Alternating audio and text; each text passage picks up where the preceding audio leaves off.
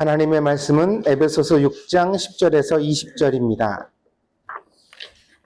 에베소서 6장 10절에서 20절입니다. 봉독하겠습니다. 끝으로 너희가 주 안에서와 그 힘의 능력으로 강건하여 지고 마귀의 관계를 능히 대적하기 위하여 하나님의 전신갑주를 입으라.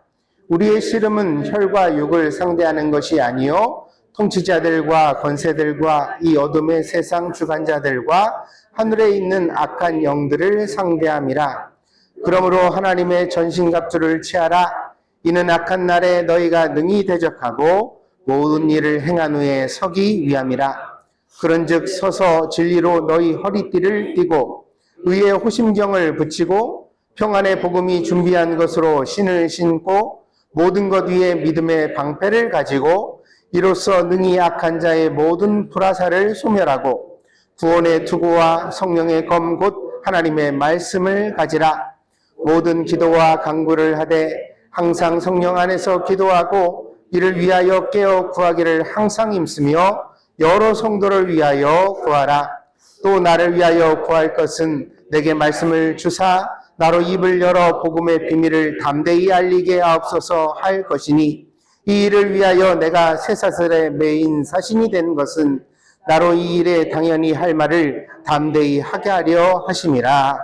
아멘. 모든 일을 행한 후에 서라. 이 말씀을 설명드리기 위하여서 먼저 전신갑주라는 것을 여러분에게 설명드려야 할 것 같습니다. 전쟁에 참여하는 병사에게 풀세트의 무장을 전신갑주다 그렇게 표현을 합니다. 이 전투에 필요한 장비이고 특별히 이렇게 가벼운 장비도 있거든요. 그런데 이렇게 풀세트로 완전히 온몸을 다 감싸는 전쟁의 장비를 갖춘다는 것은 아주 치열한 전투를 목전에 두고 있다는 뜻이 됩니다. 오늘 본문에서 12절에 보면 씨름이라는 말이 나오거든요. 근데 지금은 이제 씨름이 스포츠의 한 종류가 되어져 있어서 신사적으로 이렇게 서로 잡고서 넘어뜨리는 거구나 이렇게 생각할 수 있죠. 그러나 이 성경이 쓰일 당시에 씨름이라는 말은 전투술의 일종이었습니다. 그래서 군인들이 체력 단련을 하고 상대를 죽이는 기술을 연마하는 것을 씨름이라고 일컬었거든요. 그러니까 벌써 이 씨름이라는 말이 여기 등장할 때는 무슨 뜻이냐면 죽느냐 죽이느냐, 그러니까 아주 절체절명의 그런 싸움의 현장을 이제 가정하여 말하고 있다는 것입니다.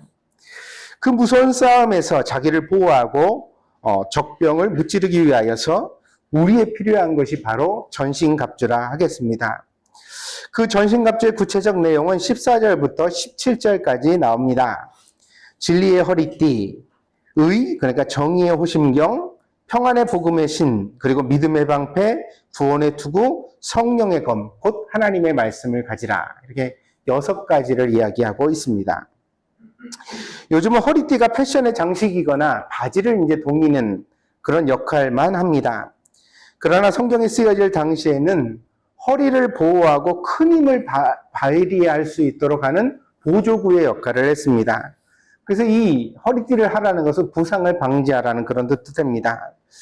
그래서 지금과 같은 얇은 허리띠가 아니라 아주 매우 두터운 허리띠를 허리에 둘렀는데 지금도 이제 역도 선수들이나 그런 사람들이 있잖아요. 아주 무거운 자기 몸에 막 3배, 4배 되는 걸 들 때 보면 여기 허리에다가 동이고 나서 하는 것을 볼 수가 있습니다. 그 보조도구가 굉장히 큰 힘을 발휘하게 하는 그런 역할을 한다는 것이죠. 때문에 허리띠는 바탕이자 코어를 뜻합니다. 진리가 모든 것의 근간이 되게 하라는 것입니다. 그런데 이 말씀은 구약적 배경도 가지고 있습니다. 이사야 선지자 11장입니다. 이사야 선지서 11장입니다. 1절부터 제가 좀 읽어드리죠. 이새의 줄기에서 한 싹이 나며 그 뿌리에서 한 가지가 나서 결실할 것이요. 여기 이새의 한 뿌리라는 게 이제 다윗을 이야기하는 것이고요. 그러나 이사야 선지자는 다윗 왕 이후의 선지자거든요. 이게 무슨 얘기냐? 다윗의 후손 가운데서 메시아인 예수 그리스도가 오신다는 뜻이에요. 그래서 이사야 선지자가 예수님보다 800년 앞선 선지자인데 다윗의 자손 중에서 장차 예수님이 오실 것이라는 것을 여기서 이제 이야기하고 있는 거죠. 그렇게 말합니다. 근데 2절에 뭐라 그러냐면 그의 위에 여호와의 영, 곧 지혜와 총명의 영이요 모략과 재능의 영이요 지식과 여호와를 경외하는 영이 강림하시리니. 누구 위에? 예수님 위에 성령이 이렇게 강림하신다는 거죠. 그가 여호와를 경외함으로 즐거움을 삼을 것이며 그의 눈에 보이는 대로 심판하지 아니하며 그의 귀에 들리는 대로 판단하지 아니하며 공의로 가난한 자를 심판하며 정직으로 세상에 겸손한 자를 판단할 것이며 그의 입에 막대기로 세상을 치며 그의 입술의 기운으로 악인을 죽일 것이며. 무슨 얘기냐? 예수님이 세상에 오셨는데 그 예수님은 장차 세상의 심판자가 되실 거라는 거예요. 처음에 예수님은 아주 초라한 목수의 아들로 오셨지만 나중에 예수님이 두 번째 세상 가운데 오실 때는 이제 모든 악을 판단하시는 심판자로서 오시게 될 것인데 그 예수님의 재판은 매우 공의로울 것이라는 것을 약속하고 있는 거예요. 그래서 우리가 이제 그런 얘기를 하잖아요. 이제 성경에 많은 의문이 있는 분들이 뭐 그런 얘기 하거든요. 아니, 예수님을 알기 전에 살았던 사람들은 천국에 가냐 못 가냐, 구원을 받았냐 못 받았냐, 세종대왕 이순신 장군은 천국에 가는 거냐 안 가는 거냐 도대체. 그렇게 훌륭한 사람인데.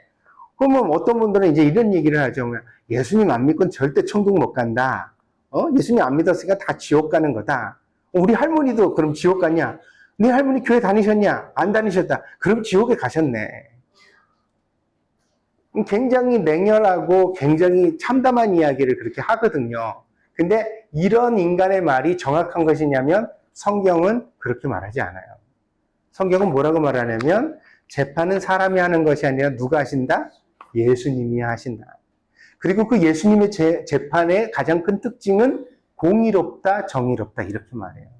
그래서 우리가 그거를 알 수가 없어요. 왜 알 수 없는지 제가 예를 들어드릴게요. 성경에서 뭐라 그러면 솔로몬이라는 왕이 지혜를 하나님께 얻고 나서 제일 처음에 했던 것이 재판장이 되는 일이었어요.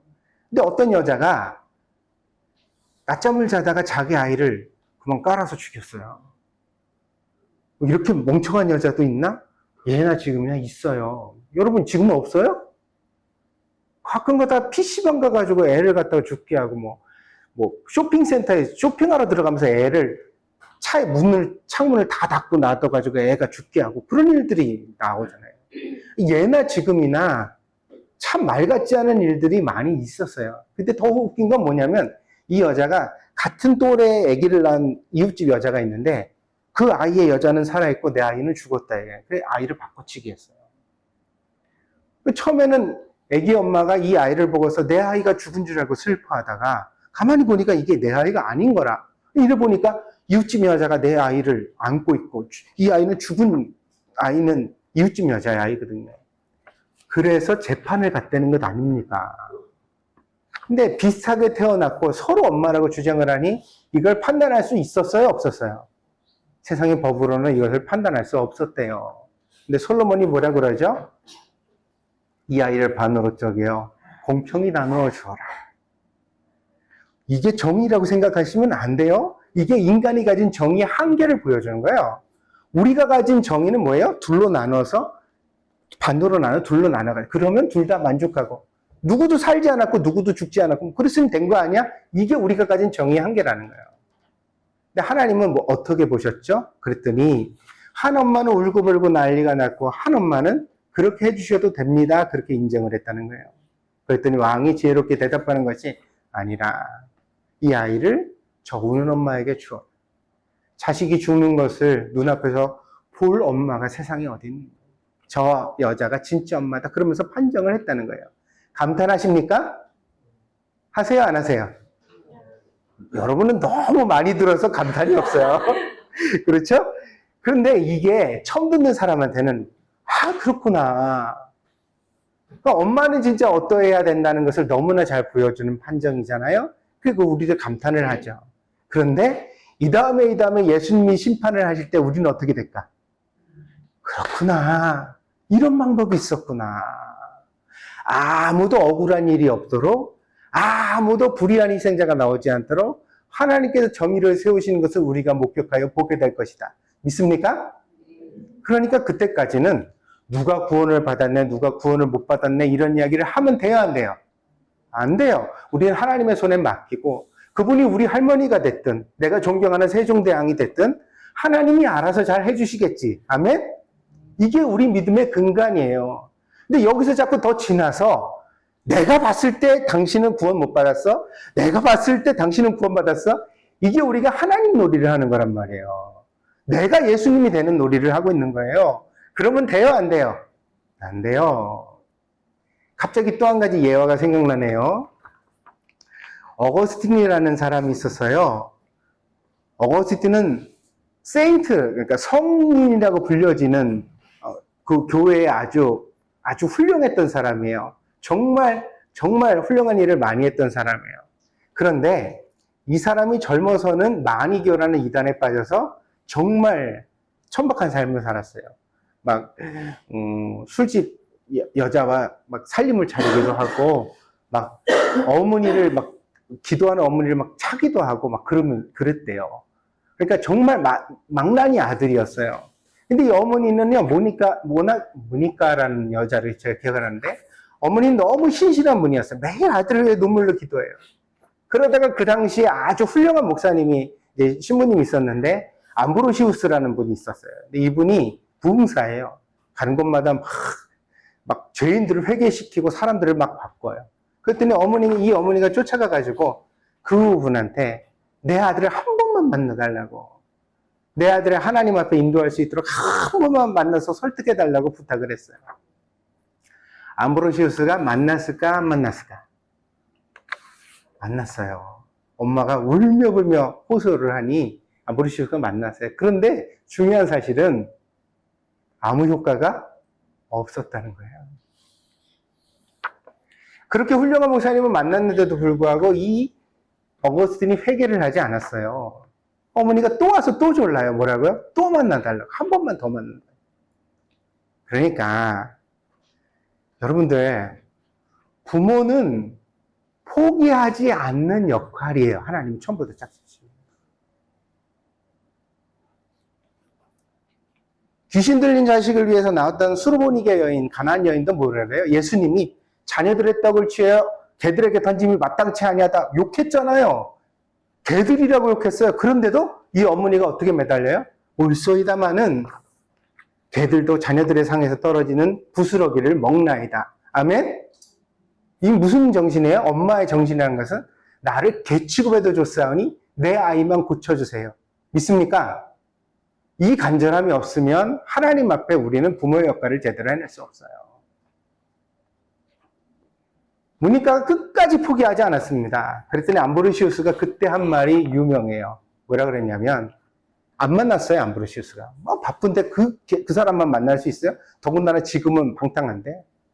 근데 암브로시우스가 모니카나 어머니를 돌려보내면 하는 말이 뭐라 그러냐면, 가시오, 하나님이 당신의 기도를 들으셨어.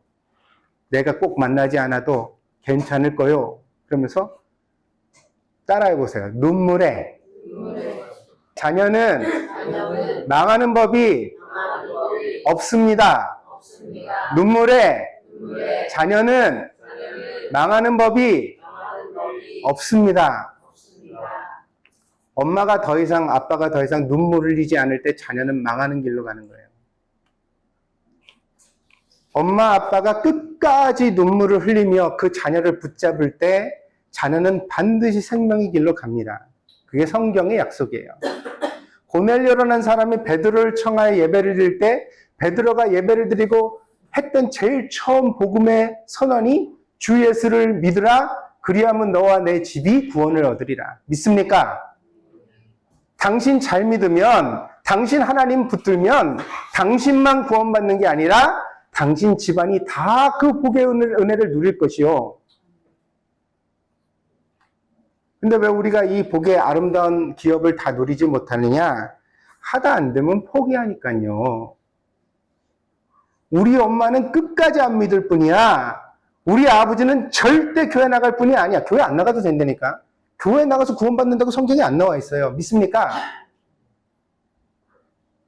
예수님 십자가 우편의 강도는 십자가에 달린 채로 한마디 믿음의 고백을 했을 때 낙원을 허락받았어요.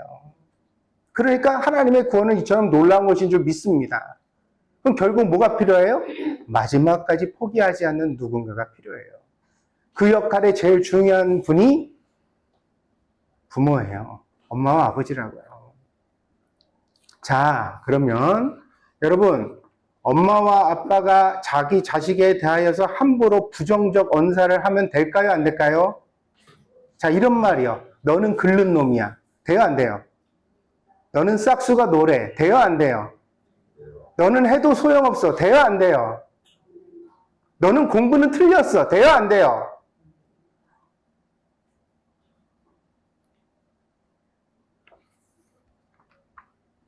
안 됩니다. 세상 모든 사람이 이 돌대가리야 그럴 때도 부모는 뭐라고 말해야 돼요? 네 안에는 하나님이 주신 지혜가 있다. 믿습니까? 믿습니까?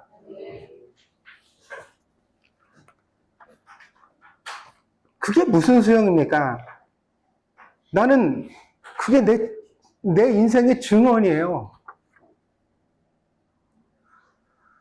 중고등 시절에 굉장히 많이 방황하고 내 마음에 흔들리는 여러 우여곡절을 겪었지만 그때마다 나를 붙잡아서 결국 목사의 길을 걷도록 만들었던 한 가지 끈이 뭔지 아세요?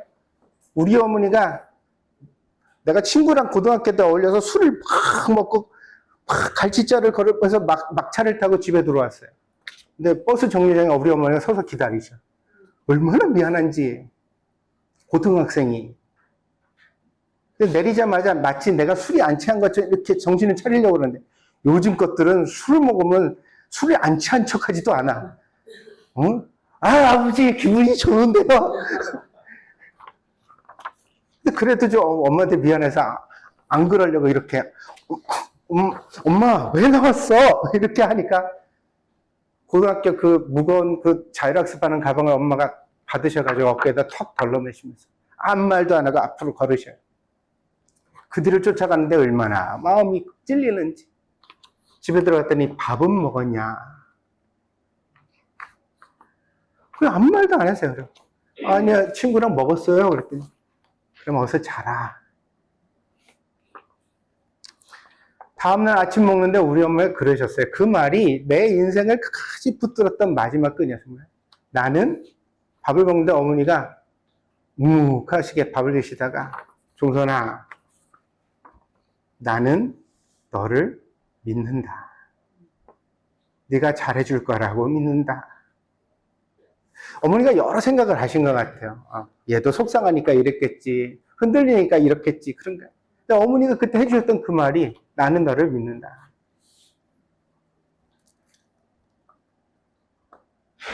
부모들, 엄마 아빠가 되신 분들 회개하세요. 뭐를 회개하냐고요? 학원 못 보낸 거 회개하지 말고요. 좋은 옷 못 사준 거 회개하지 말고요. 와규 못 먹인 거 후회하지 말고요. 뭘 회개하냐면 내 아이를 끝까지 믿어주지 못한 걸 회개하세요.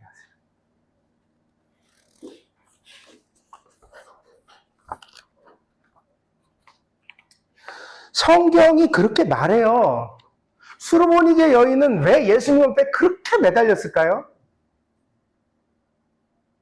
자기 아이가 십수년 동안 귀신 들려서 물에도 넘어지고 불에도 넘어지고 소리를 막 지르면 이 엄마도 지쳐서 받아들일 수 있어요. 뭐라고요? 내 애는 이런 애구나. 얘는 인생이 이렇게 됐구나. 내 인생은 얘와 함께 지금 수렁으로 빠졌구나. 아, 그래 같이 죽자. 그럴 수 있어요. 근데 이 엄마에게 있는 믿음은 뭐냐면 내 아이는 귀신 들린 채 살아서는 안 되고 이렇게 끝나서는 안 된다는 믿음이 있었다는 거예요. 달라질 수 있다는 기대, 변화시킬 수 있다는 믿음. 받아들이지 말라는 거예요. 그걸 어떻게 고치고 같이 끌어안고 씨름할 거.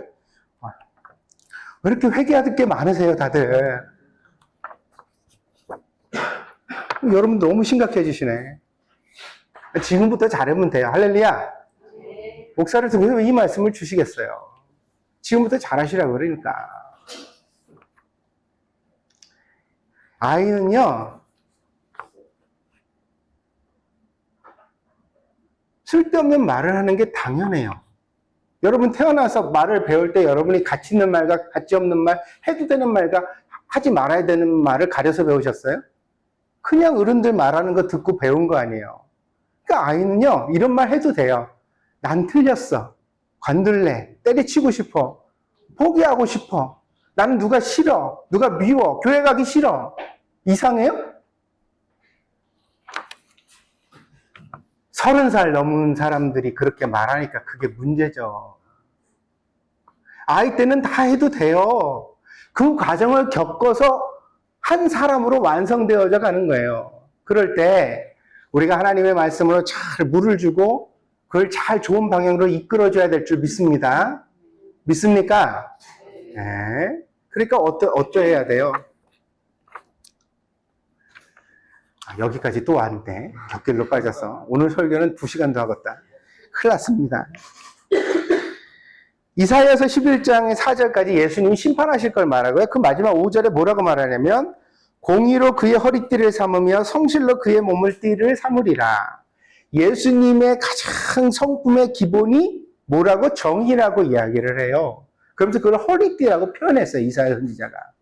그런데 그 예수님의 허리띠를 오늘 에베소서에서 사도 바울이 구약 성경에 매우 밝았으니까 가져와가지고 그리스도인들에게 적용하고 있는 거예요. 예수님이 공의로 허리띠를 하셨던 것처럼 그리스도인은 진리로 허리띠를 해야 된다. 이렇게 말하고 있는 것입니다. 그러므로 오늘 본문은 모든 그리스도인들이 예수님을 본받아 살아가야 한다는 뜻이기도 합니다.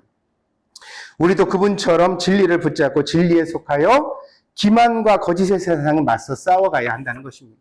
그래 갈 때 우리가 점점 더 하나님 안에서 훌륭하게 다듬어지는 사람이 되어지는 것입니다. 두 번째는요, 정의의 호심경을 가져라 그랬습니다. 호심경은 심장을 방어하는 도구입니다. 몸의 다른 부분을 공격받으면 부상이 되지만 심장을 공격받으면 바로 사망하게 됩니다. 때문에 다른 부분의 갑옷보다 더 두텁고 특별한 보호를 하였는데 그것이 바로 호심경입니다. 이 말은 정의는 그리스도인에게 목숨과 같다는 것입니다. 정의를 잃을 때 그것은 많은 것 중에 하나를 잃어버린 것이 아니라 바로 그리스도인의 모든 것을 잃어버린 것과 같다. 때문에 그리스도인은 정의를 생명처럼 목숨처럼 여기면서 신앙생활을 해가야 된다. 그래서 우리가 날마다 교회 오면 회개하라 이런 얘기를 듣거든요. 회개는 잘못을 뉘우쳐라 이런 얘기죠. 근데 아까 예를 드렸던 어거스틴 같은 경우는 나중에 이제 하나님을 만나요, 그가. 그리고 나서 자기 삶을 완전히 바꿔서 그런 삶을 살았는데 길거리를 걸어갈 때 자기가 옛날에 술집에서 같이 놀던 친구들을 만났다 그래요. 그랬더니 어거스틴, 너 우리랑 같이 놀던 친구 아닌가? 우리 친구 오랜만이다. 우리 같이 술이나 마시자 그랬대요. 어거스틴이 뭐라고 반응한지 아세요? 죄송합니다. 여러분이 알고 있던 어거스틴은 이미 죽었습니다. 지금은 예수님 안에 새롭게 태어난 어거스틴이 여기 있습니다. 그렇게 대답을 했대요. 좀 우리가 말하면 좀 닭살일 것 같지만 이 양반은 너무 철저한 변화를 일으켰거든요. 어거스틴의 참회록이라는 책이 지금도 전해지는데 기독교 고전이죠. 여러분 한번 기회가 되시면 읽어보세요. 이 어거스틴은 그 참회록 속에서 자기의 인생에 하나님 앞에 지었던 모든 죄들을 나열하고 회개를 하고 있는데 어디까지 가서 회개를 하느냐면 내가 어린 시절 어머니의 젖을 빨 때 그 어머니 젖을 세게 물어서 우리 어머니가 얼마나 아팠을까. 그것도 내가 부주의했지만 어머니께 고통을 드렸던 일이다. 그러면서 회개를 해요. 그러니까 그리스도인의 회개라는 것은 알고 지은 죄, 내 의식 속에 있는 것만을 회개하는 것이 아니에요. 여러분이 모르고 한 것까지도 다 하나님 앞에 내려놓는 회개가 있어야 될 줄 믿습니다. 믿습니까? 모르고 그랬잖아. 그럴 때 너무 당당하지 마시라고요. 특히 이제 부부싸움 할 때 모르고 그랬잖아. 이러면 왠지 잘못을 저지르고도 굉장히 모르고 그런 건 죄가 아니야. 막 이런 당당함이 있는데 성경은 이에 반대합니다. 모르고 했어도 잘못은 잘못이다. 아멘?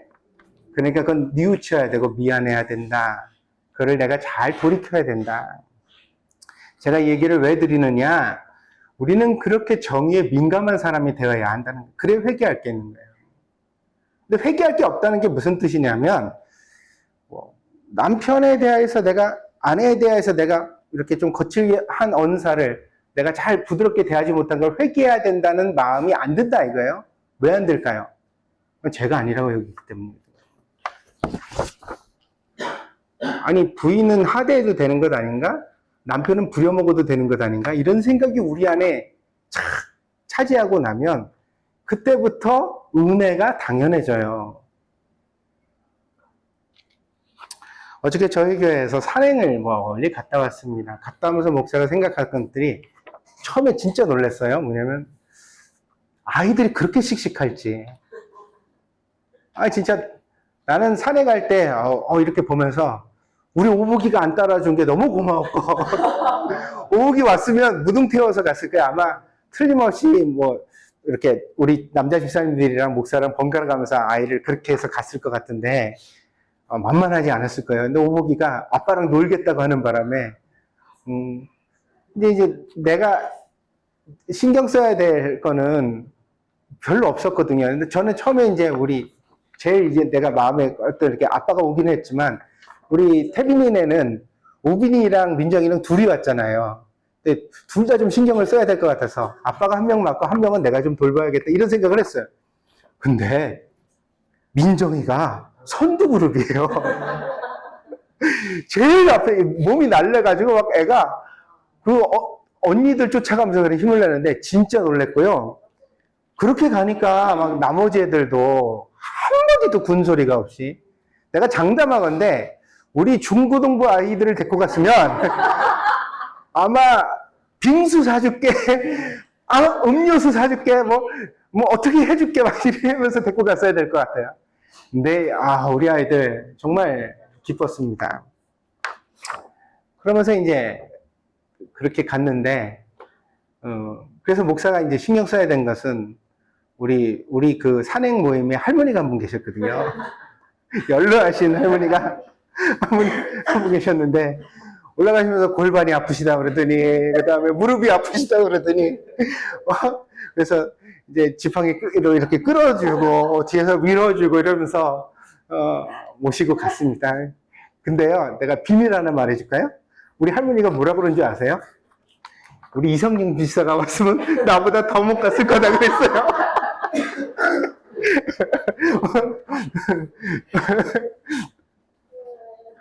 집에 가면 또 혼났다 이거.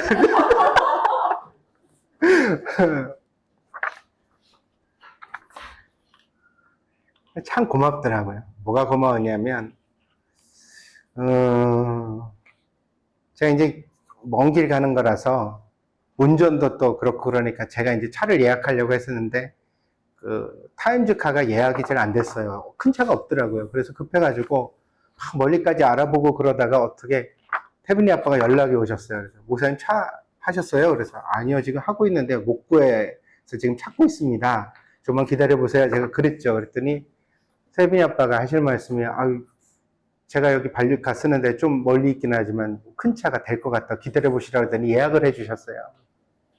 근데 요 근처가 아니에요. 멀어요. 그래서 제가 엊그저께 장집사님한테 저녁에 연락을 넣었어요. 장집사님, 차 가지러 가는 길이 멀다고 그러는데 좀 차로 좀 같이 태우고 가셔가지고 그 결제도 좀 하고 그래가지고 차 올 수 있도록 같이 해주시면 좋겠네요. 그리고 부탁을 드렸어요. 장집사님 전화가 갔죠. 갔죠. 근데 태빈이 아빠가 괜찮다고 내가 갔다 오겠다고. 또 저는 또 이렇게 하겠다는 분은 안 말리거든요. 아니 우리 이성임 씨가 김밥 30줄 싼다 그럴 때도 오케이 그러고 태빈이 아빠가 차 멀리지만 가시겠다 그랬더니 오케이. 응? 그래서 갔다 오고.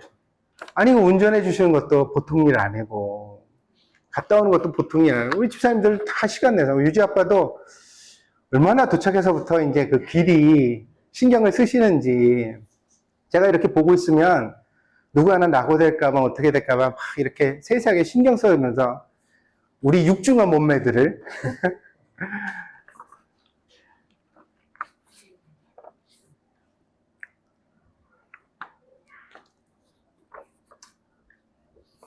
제가 이 얘기를 드리는 이야기는 교회 안에서 이러한 봉사와 섬김이 있는 것이 절대로 당연한 것은 아니다.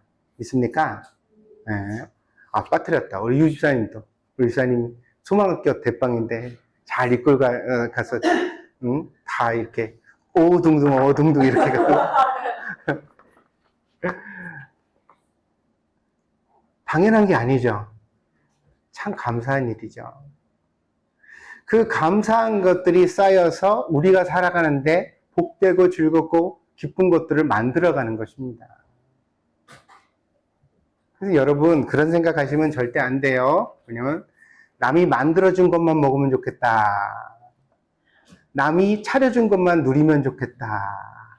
그러면요, 한 번은 갈 수 있어요. 근데 두 번째 되면 그게 줄어요. 왜냐면 은혜에 대한 감사와 보상이 없으면 은혜는 점점 마르거든요. 다음부터 안 하게 돼요, 사람이. 그거 누가 하겠어요? 그러니까 우리가 이걸 자꾸 서로 북돋고 기뻐하고 감사하고 이게 참 귀하다 이렇게 여겨줄 때 그게 보배와 같아서 우리가 같이 그럼 다음번엔 더 좋은 걸 해볼까? 이런 마음이 들어가는 거예요. 제가 오늘도 아침에 넣었죠. 우리 라면이랑 스파게티 하니까 파 계신 분들 가져오라고. 그때 또 우리 이성입사가 콩나물도 가져온다고. 소고기도 가져왔으면 참 좋았을 텐데. 그렇죠?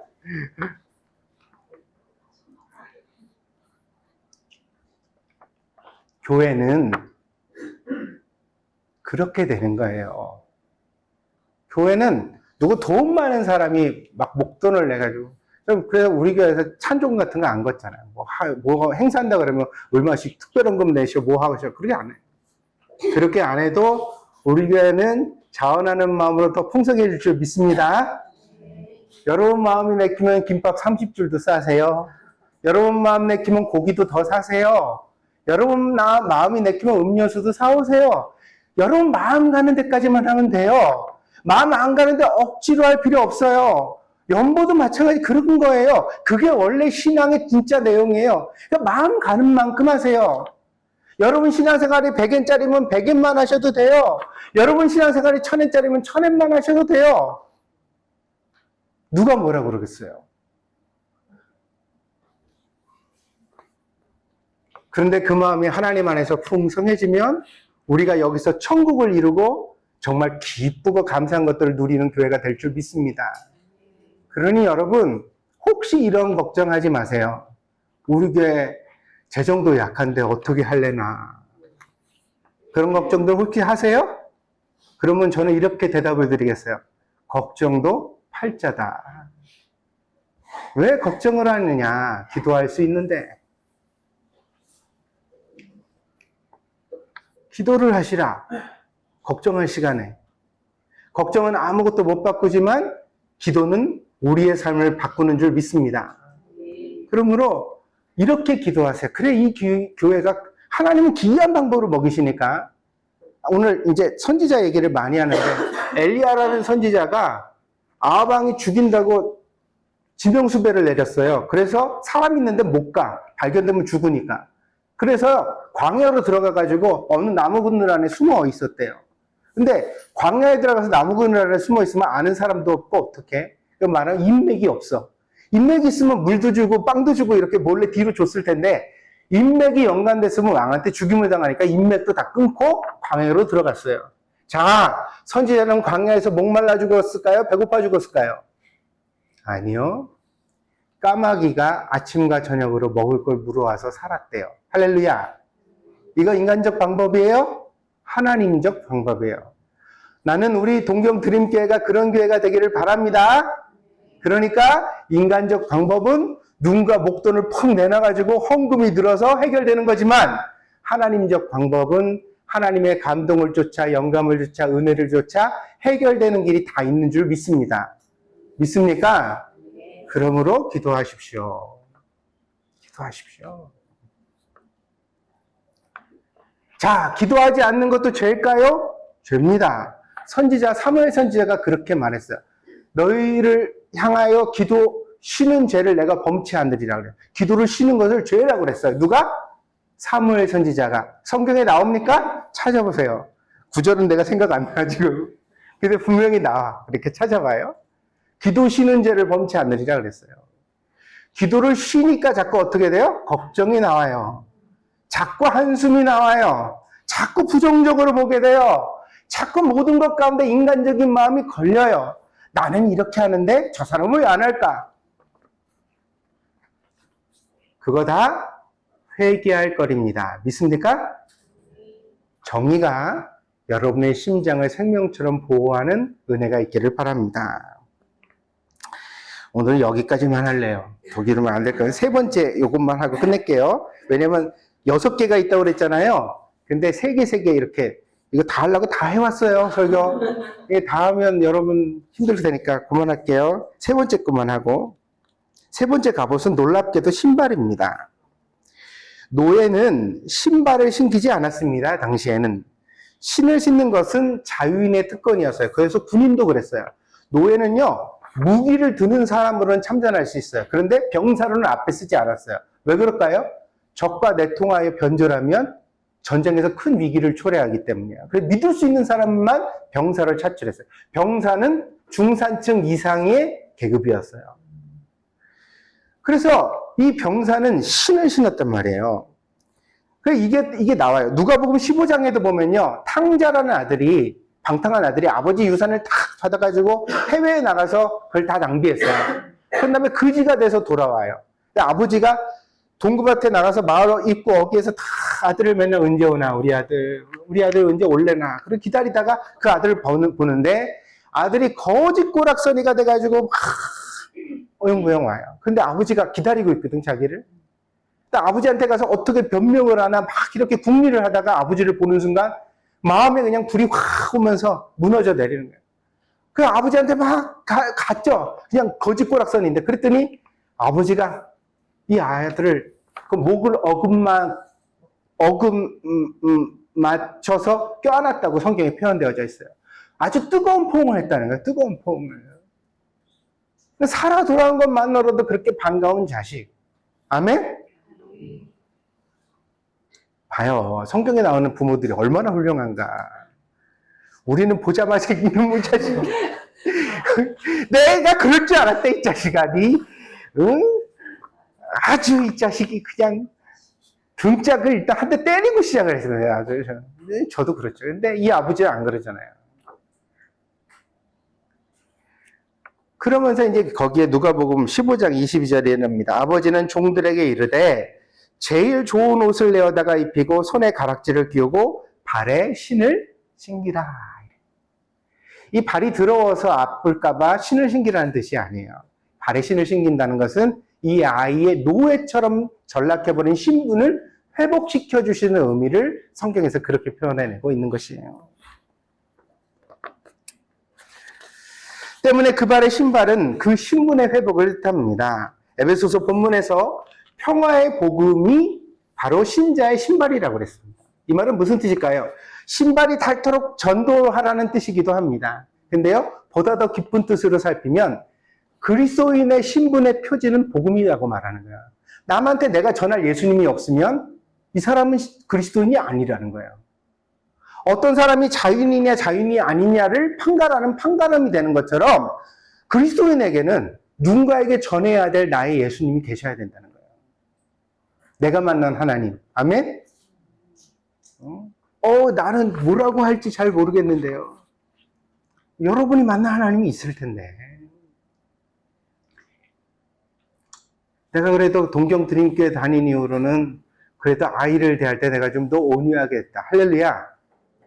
부부싸움을 좀 덜하게 됐다. 할렐루야. 응? 내가 좀 나 자신을 덜 볶게 되었다. 할렐루야. 이 세 가지도 다 해답이 안 되면 큰일인데. 그러면 교회 그럼 그리스도인의 신분이 없는 거예요. 이거 큰일 나요. 자, 다시 내가 동경 드림교회를 다닌 이후로 자식에게 좀 더 부드럽게 되었다. 아멘. 내가 동경 드림교회를 다닌 이후로 남편과 아내의 관계가 좀 더 부드러워졌다. 아멘. 내가 동경 드림교회를 다닌 이후로 나 자신을 좀 더 덜 볶게 되었다. 긍정적이게 되었다. 아멘. 이게 시작되죠. 여기서 이제 그 다음에 이렇게 신앙생활을 하다 보니까 하나님이 글쎄 나를 이런 수렁에서 나를 건져주셨잖아. 이런 일도 겪게 하셨잖아. 그때 우리 아이가 이렇게 힘들어할 때 내가 그 수로보니 여인처럼 매달렸을 때 하나님이 우리 아이 고쳐주셨잖아. 할렐루야. 이게 다 간증이 돼서 나중에는 복음을 우리가 전하게 되어지는 거예요. 그러니 여러분에게 하나님을 깊이 만나는 은혜가 있기를 바랍니다. 그런데 보세요.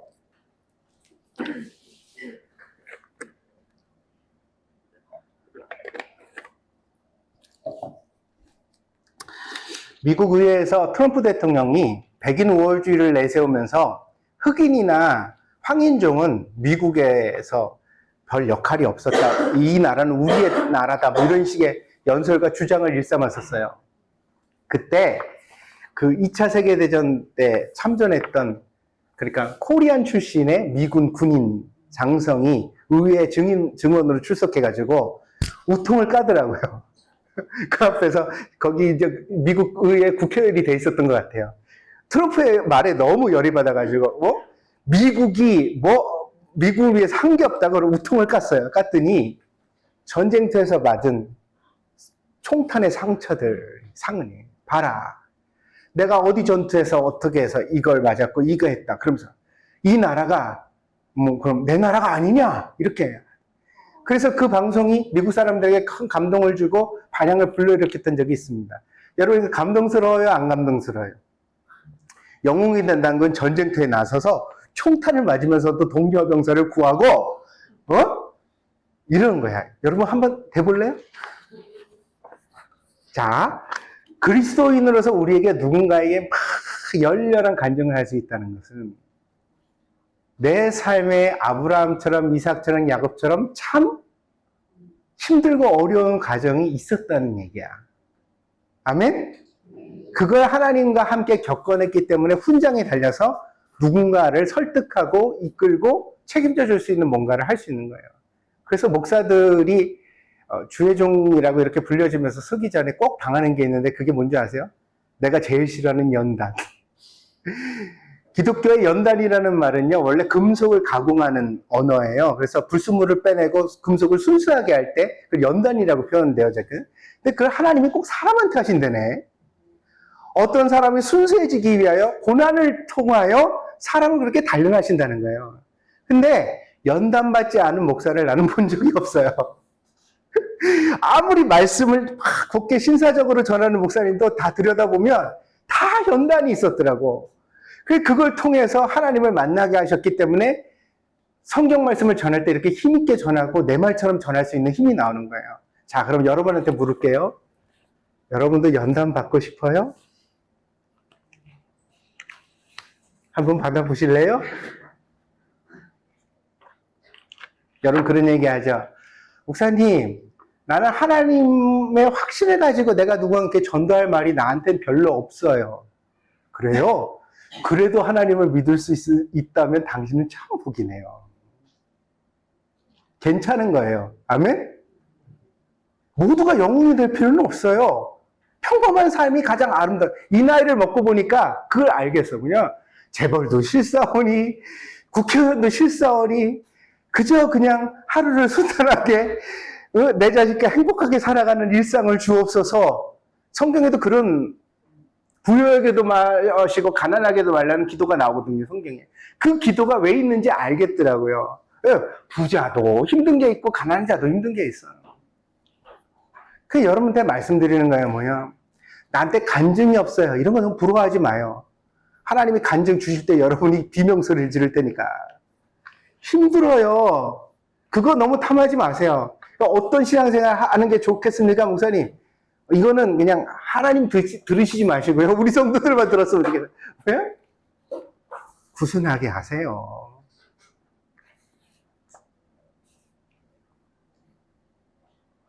그렇게 살아가려면 여러분 일상의 은혜를 귀히 여기시고 아주 아기자기하게 사셔야 돼요. 꼭 그런 사람 입으로 매를 벌어. 하나님한테 뭐라고? 하나님, 나도 좀 특별하게. 그래? 특별하게 내가 너를 쓰려면 나는 너를 특별하게 연단해야 될 텐데. 너 한번 당겨볼 테요? 겪어볼 테요? 아니, 저 연다는 마시고 있는 그대로 쓰면 안 되나요? 아니다. 너는 아직 속도 좁고, 너는 아직도 인격이 덜 다듬어졌고, 너는 아직 여러 부분에서 나의 은혜를 체험하는 그릇이 못 된단다. 그래, 내가 너한테 많은 은혜를 부어서 다른 사람들한테 나눠주는 역할 해볼 때? 해볼 때요? 그러려면 다듬어져야 되는데.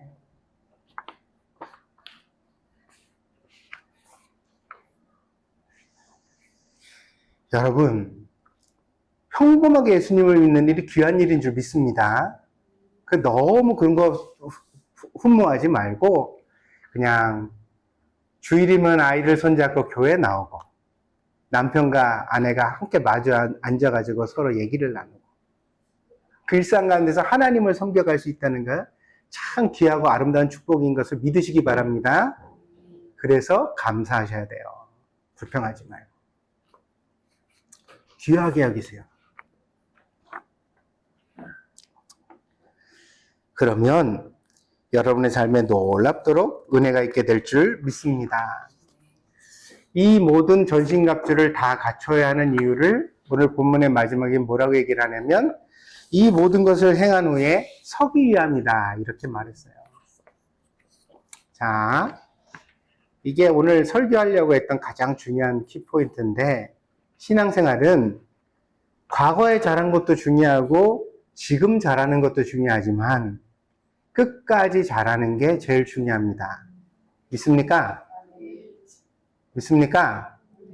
내 마음 내킨다고 해서 오늘 막 교회 와가지고 음식 만들고 뛰어다니고 막 하고 그런데 다음 주에는 시험 받아서 예배도 안 와. 그런 버릇들 절대 들이지 마세요. 자기 마음 좀 불편해지고 자기 인간관계에 조금 문제 생기면 막 교회 안 오고 그러는 거 그렇게 하면 안 돼요. 아멘? 그래도 우리는 끝까지 신앙생활을 해가야 되는 거니까. 부부싸움 한 날도 나오세요. 물론 그날은 목사 설교가 안 들릴 거예요. 박수까지 치시고.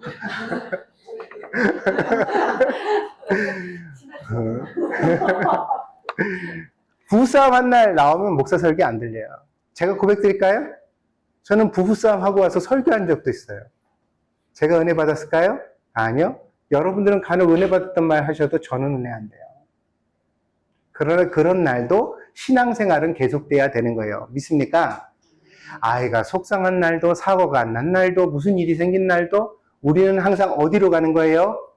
교회로 가는 거예요. 왜 가요? 예배드리러. 예배가 뭔데? 나를 하나님 앞에 사한제사로 드리는 것.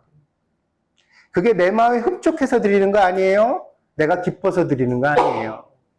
그러나 우리가 항상 그렇게 하나님 앞에 최선을 다하여 신앙생활을 하다 보면 결국 마지막에 우리의 신앙이 아주 굳건하게 서 있게 될 줄 믿습니다. 그래서 부탁드리는 거예요. 봉사하는 것도 좋지만 교회라는 것도 좋지만 제가 어저께 갔다 오자마자 톡을 올렸죠. 뭐라고요?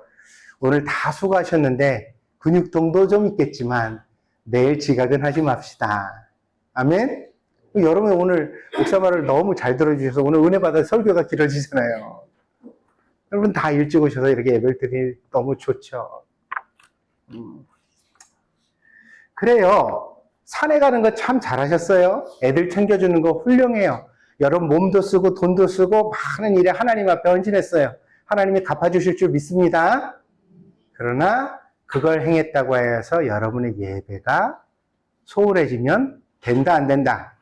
안 된다.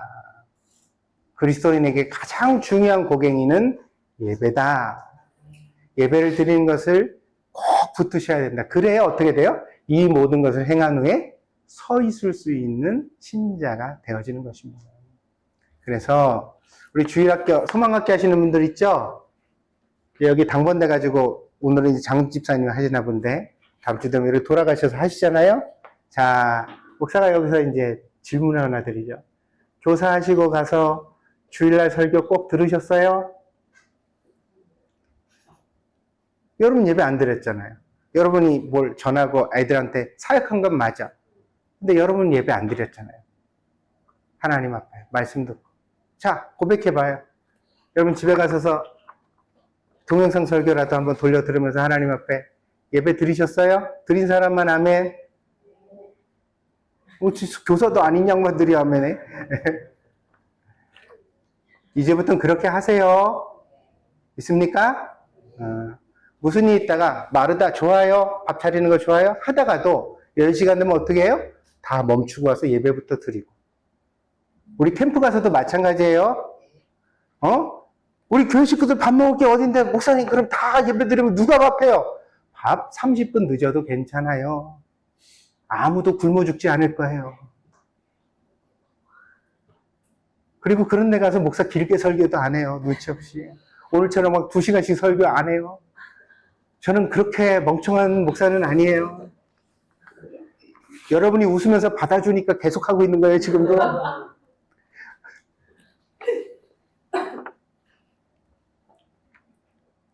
예배가 살아있어야 된다. 예배가 교회의 가장 근간이다. 예배를 통해 교회가 움직여져야 된다.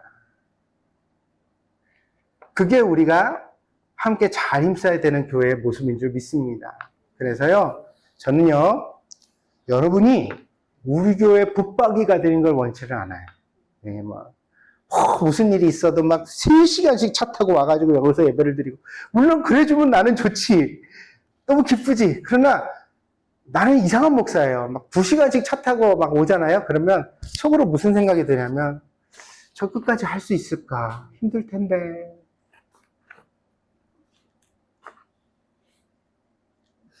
그럼 제가 말하는 신앙생활은 뭐냐?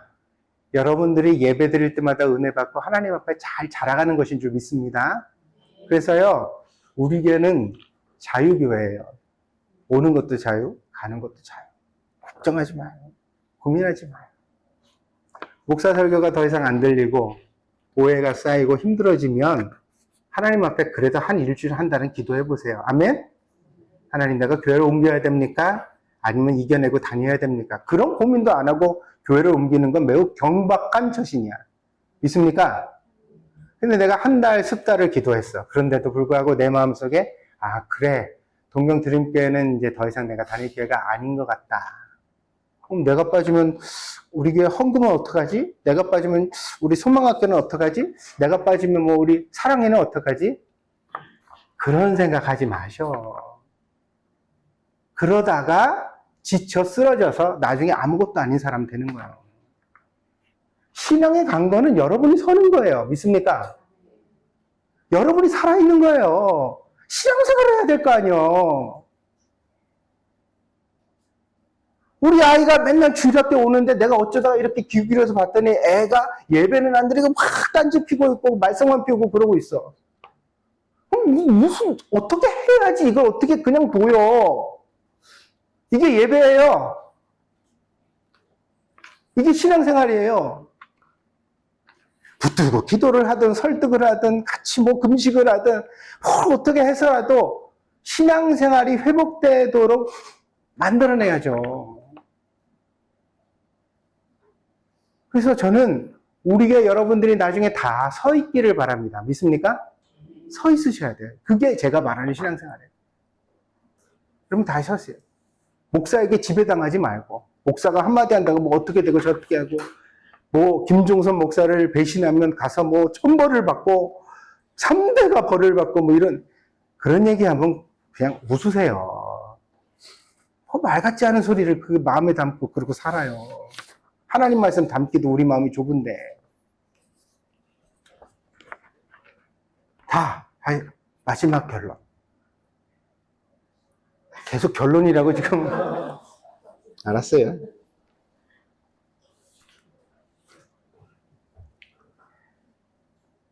소망학교를 할 때 아이들을 대하는 여러분에게 기쁨이 있기를 바랍니다.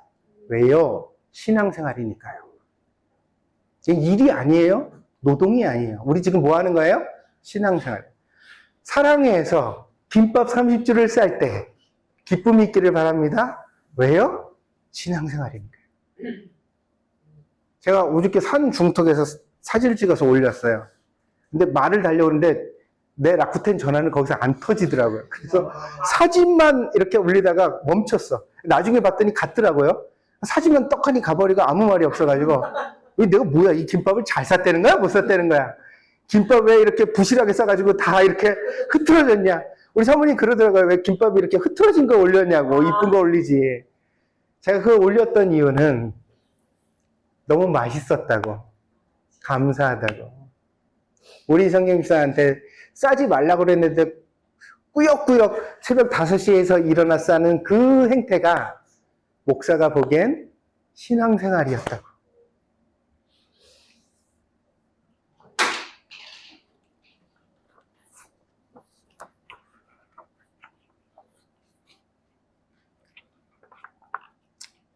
억지로 하지 마요.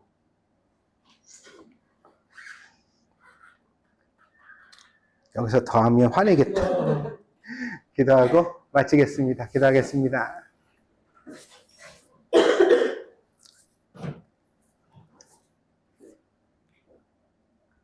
험한 세상에서 기쁨을 가지고 신앙생활 하는 것이 쉽지는 않습니다. 그러니까 사도 바울이 씨름이다. 전신갑주를 입어라. 전투에 참여하는 군인처럼 각오해라. 그렇게 우리 애들에게 말씀하고 있는 것 같습니다. 그러나 그럼에도 불구하고 우리 모두는 이 신앙생활 가운데 마지막에 끝내 서 있는 그리스도인이 되어지기를 원합니다. 하나님, 일하다가 지쳐 쓰러져서야 되겠습니까? 교회에 십자가 진다고 하다가 내 인격과 삶이 망가져서야 되겠습니까? 하나님, 내가 교회를 지켰다고 하다가 교회를 지키다가 내가 정말 하나님 병들고 정말 더 거칠어지고 더 한이 많은 그런 사람이 되어서야 되겠습니까? 하나님이 우리에게 원하시는 신앙생활은 절대로 그런 것이 아닌 줄 믿습니다. 그러므로 우리가 언제나 최선을 다한 다음에는 그 나머지를 주님의 손에 맡길 줄 아는 믿음이 있게 하여 주시옵소서. 목사가 열심히 목회하고 나머지는 주님의 손에 맡기게 하시고 우리 집사님들이 열심히 최선을 다한 다음에는 그 나머지를 주님의 손에 맡기는 담대한 믿음이 있게 하여 주시옵소서. 그리하여 동경드림교회는 날마다 하나님의 은혜를 통하여 더 담대하게, 더 풍성하게, 아름답게 갖추어지는 교회가 되게 하여 주시옵소서. 우리는 이 작은 교회에서 우리의 아이들을 하나님의 사람으로 양육하기를 원합니다. 하나님, 우리가 가진 재능과 우리가 가진 물질과 우리가 가진 시간은 보잘것없습니다.